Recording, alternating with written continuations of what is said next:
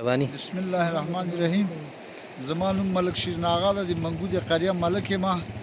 منګه دا نن چې ولاړ یو د پیښو په وړاندې د مبارزې د لغمان ولایت د پیښو پر وړاندې د مبارزې ریاست نه ډیره مننه کوو چې 1 لک افغانۍ موږ ته د دغه پله چې تخریب شوی د موسمي بارانونو او سیلابونو له وجې 1 لک افغانۍ کومک یې نن موږ سره وکوو.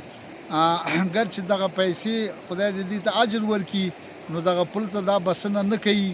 نو زما په لمدغه ځای نه په ریاست باندې، وزارت باندې او په همکارو موسسو باندې غږ ده چې دغه ولسونو سره د دغه پله په جوړولو کې مرسته وکړي.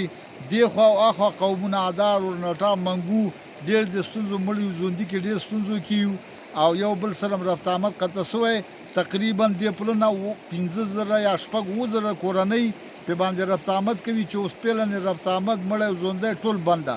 که دغه همکاري موږ سره وشي نو موږ به ډېر خوشحاله شو.